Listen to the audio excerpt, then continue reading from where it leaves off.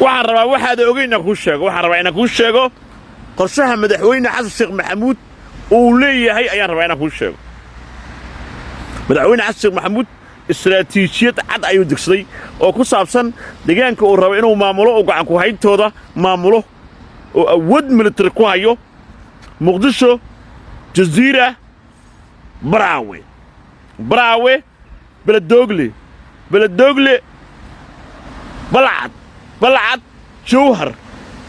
jawhar mahadaay meesha la yidhaahdo mataqaanaa balcad warshiiq dhulkaas ayuu istiraatiijiyad ahaan madaxweynuhu qiimeeyey wuxuuna aaminsan yahay hadduu intaa haysto inuusan meelaha kaleeto wax badan uga baahnayn ilaa uu ciidankiisa ka tababarayo ka abaabulayo qorshaha madaxweyne xasan sheekh waa intaa dad badan baa arkay oo ka sheekaya doorasho iyo haddii gaaladan ay cadaadis keenaan moogi maantaba waxaa dhacay mucaaradku cadaadis badan bay sameeyeen oo safiirka turkiga ayaa la celiyey oo la bedelay marka haddii ay turkidu iyo ay soo faragelinayaan oo mataqaana xitaa turkidu galaangal badan oo madaxweyne maxamed cabdullaahi farmaajo ku leeyahay maadaama qadari iyo turkiduba ay dhabar ka riixayaan ay og yihiin inuu danahooda fulin doono oo macnaha ay saaxiib leeyahay ma ogi laakiin madaxweyne xasan sheekh waxaa u qorshaysan qorshe military inuu ku maamulo wuxuuna aaminsan yahay haddii uu baraawa dego inuu faafi doono saas jubbooyinku u aadi doono inuu baybakol aadi doono wuxuu aaminsan yahay in haddii uu jawhar dego haddaba jaa control u sameey moogta meelo aan weligeed control dhigin cadale iyo intuu dhexayso iyo warshiq wuxuu dhigay 7 control ayaa yaalla buundada balcad control dhigay jasiiro xitaa ciidan dhigay deegaana aan ciidan la geey jirin iyo ciidamo si gaar ah u tababaran geeyey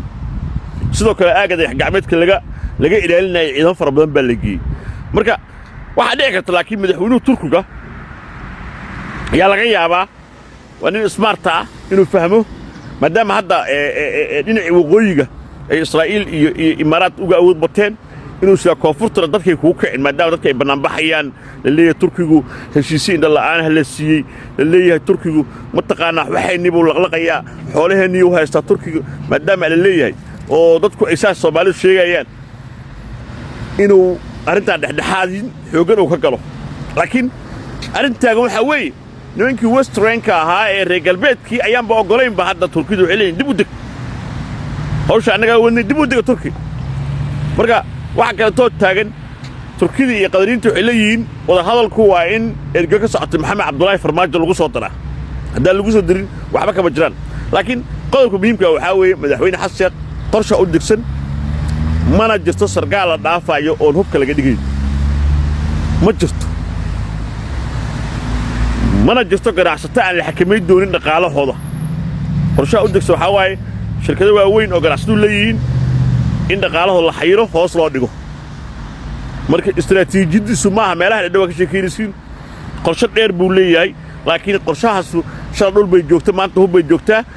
birna dhaqaale imaan doontaa qadaar cali soo dhahay daba shaqada mar waxaan yarso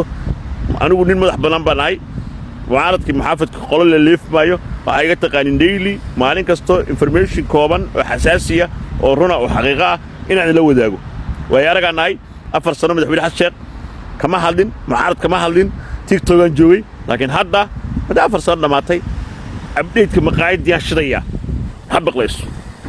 warka madaxdiisa aan idin haya siyaasadda maanta waa isbedeshay safiirka turkiga waa la eriyay farmaajo waxa uu doonayaa inuu mucaaradka xubno ku yeesho oo wada hadallada u matalaya turkigu farmaajo ay difaaceen oo waxay yiraahdeen xaq ayuu leeyahay golaha samata bixinta ama golaha mustaqbalkana waxay yiraahdeen farmaajo xaq uma leh inuu mucaaradka xubno ku yeesho waa inuu golaha ku soo biira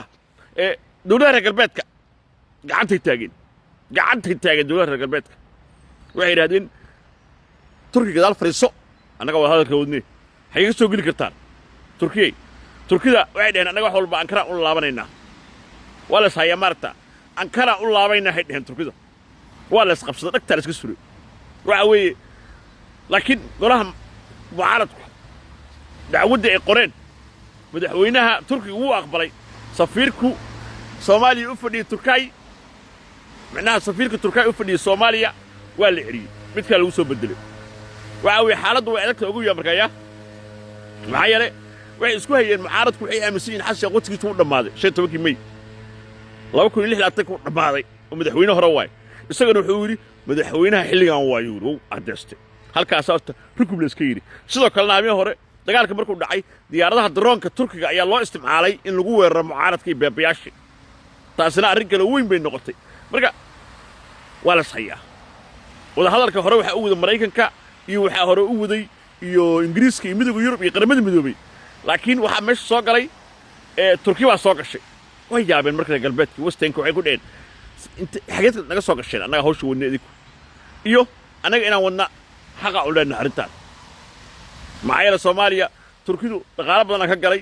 heshiisyo inda beelahay heleen oo muhiim ah sida kalluumaysigii sida shidaalkii dekadii aeroportkii meelo badan iska haystaan sidoo kale darahooda badda cas iyo ka ilaalinaya Soomaaliya oo haddii looga adkaado Imaaraadka iyo Israa'iil uga adkaadaan waxay aaminsan yihiin jabkooda inay tahay mar raba Soomaaliya isku ciyaan shalna banaanbaxyo waaweyn baa dhacay moogta oo Soomaalida ay Kanada ka sameeyeen safaaradda Turkiga lagu banaanbaxay madaxweynaha Turkiga markaa waa ismaarta marka horeba heshiiska shidaalka isagu Mareykanka ayuu u bandhigay wuxuu soo saartaanka bas aan leenahay sifaynta iyo iibgeynta wax walba idinka iska leh hadda marka waa la sayaa marka wada hadaladii waxay u egtahay inay dib u dhac ku yimid oo taliye ku-xigeenka sirdoonka ayaa jooga maalmahan Muqdisho oo kulamada la lahaa oo dhahaya hawshan waa dhamaynaya okay arrin sir ma idin sheega madaxweyne xasan istiraatiijiyad ayuu degsaday wuxuu doonayaa madaxweynuhu Muqdisho tu Baraawe tu Baradogle tu Jowhar tu Mahaday tu Cadale tu Adawul iyo Cadale iyo Warshiq tu Muqdisho dhulkaas ayuu doonayaa inuu gacan ku hayntooda oo la wareego isaga wuxuu aaminsan yahay hadda inta haayo in Jubbaland iyo Koonfur Galbeed iyo ku fidi karo ciimis ku fidayaan dhinacan kalena ay ku fidayaan mataqaanaa ilaa Galmudug ilaa Puntland lagu fidayo qorshayaasha mustaqbalka inay maarayaan laakiin ka hor wuxuu rabaa inuu inta gacan ku haynta gacanta ku hayo warkaas si kale soo ah yaa isu sheegi doona waaya inta horta qaybta aan ku joojiyo qaybaha kale ee barnaamijka la socda